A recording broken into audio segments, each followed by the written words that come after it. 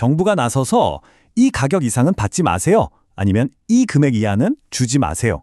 이렇게 시장 가격을 딱 정해주면 와, 정말 좋은 세상이 올까요? 오늘은 바로 이 이야기, 공급과 수요의 법칙이 정부 정책과 만났을 때 어떤 놀라운 일들이 벌어지는지 한번 제대로 파헤쳐보겠습니다. 여러분도 이런 생각 한 번쯤 해보시지 않았나요? 아니, 월세가 이게 말이 돼? 최저시급은 또 왜 이래?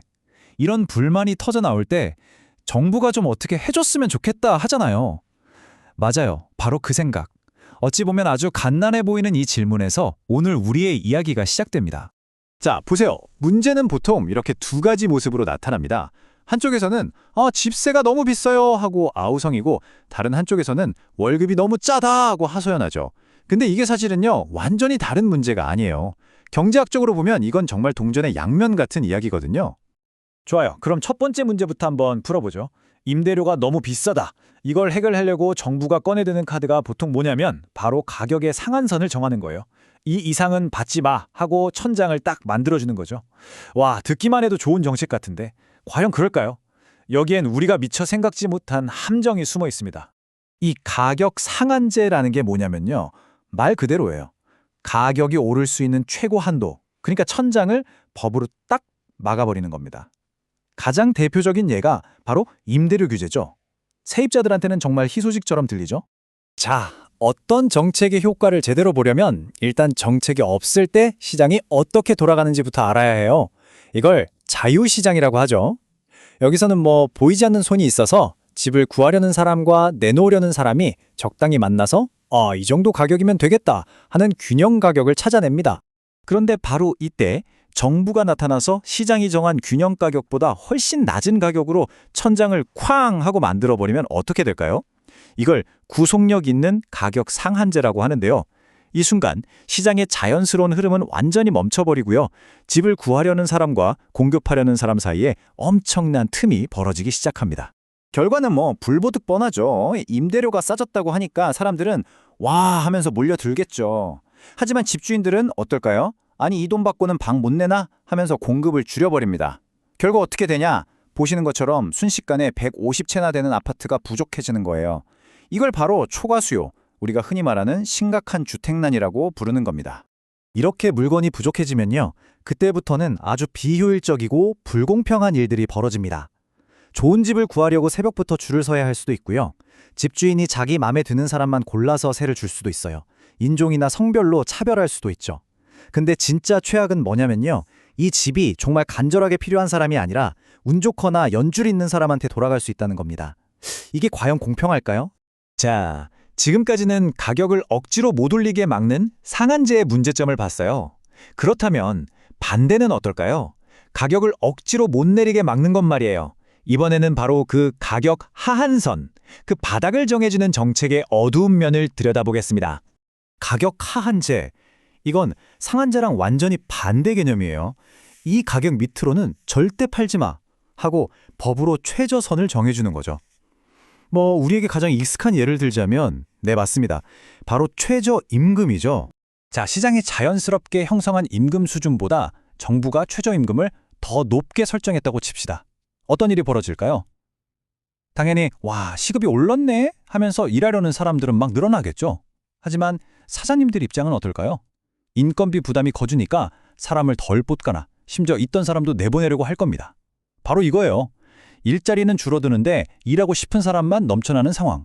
이걸 노동의 초과 공급이라고 합니다. 결과적으로 보시는 것처럼 150명이나 되는 사람들이 일하고 싶은데도 일자리를 찾지 못하게 되는 겁니다. 네, 우리가 너무나 잘 아는 단어죠. 바로 실업입니다. 분명 노동자들을 돕겠다는 좋은 의도로 시작한 정책이었는데 결과적으로는 누군가의 일자리를 빼앗아버린 참 아이러니한 상황이 된 거죠. 이게 그냥 책상에 앉아서 하는 이야기가 아니에요. 실제 여러 연구 결과를 보면요. 꽤 구체적인 숫자가 나옵니다. 최저임금이 10% 인상될 때마다 사회 경험이 적은 10대 청소년들의 실업률이 1에서 3%까지 올라갈 수 있다는 거예요. 타격이 가장 취약한 계층에게 집중되는 거죠. 자, 지금까지 가격을 직접 통제하는 걸 봤는데 정부가 시장에 개입하는 또 다른 아주 흔한 방법이 있죠. 바로 세금입니다.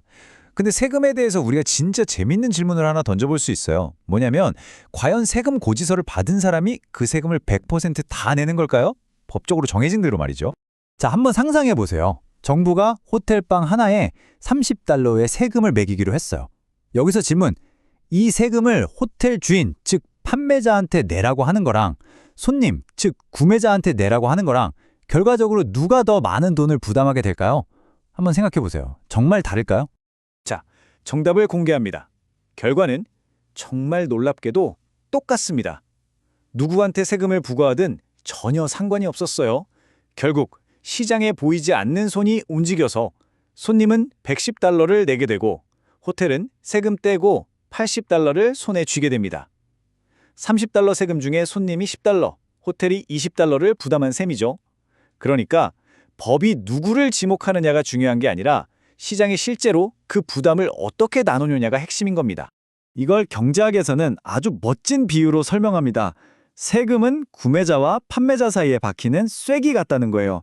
이 쐐기 때문에 구매자가 내는 돈과 판매자가 받는 돈 사이에 틈이 생기는 거죠. 그리고 이 쐐기를 누구한테 박으려고 하든 결국 그 충격은 양쪽으로 다 전달된다는 겁니다. 그럼 도대체 누가 세금을 더 많이 내고 누가 덜 내는지는 뭘 보고 결정되는 걸까요? 자, 이제 오늘 이야기의 하이라이트입니다. 그 비밀을 푸는 열쇠는 바로 탄력성이라는 개념에 있습니다. 탄력성. 말이 좀 어렵죠? 아주 쉽게 말하면 그냥 유연성이에요. 세금이 붙었을 때 에이, 비싸네. 나 이거 안 사. 다른 거 할래. 하고 쉽게 떠날 수 있느냐 없느냐의 문제죠. 그리고 결론은 아주 간단합니다. 이 시장을 떠나기 더 어려운 쪽, 즉 더 비탄력적인 쪽이 세금을 더 많이 뒤집어 쓰게 됩니다. 목마른 사람이 우물 파는 격이죠. 이걸 아주 극적으로 보여주는 실제 사례가 있어요. 1990년에 미국에서 도입했던 호화 요트세입니다. 자, 생각해보세요. 부자들은 요트에 세금이 붙으면 어떻게 할까요? 까짓 거 요트 안 사면 되지. 대신 별장을 사거나 세계 일주를 가지 뭐. 이러면 그만입니다. 선택지가 아주 많죠. 유연해요. 반면에 평생 요트만 만들어온 조선소 사장님은요.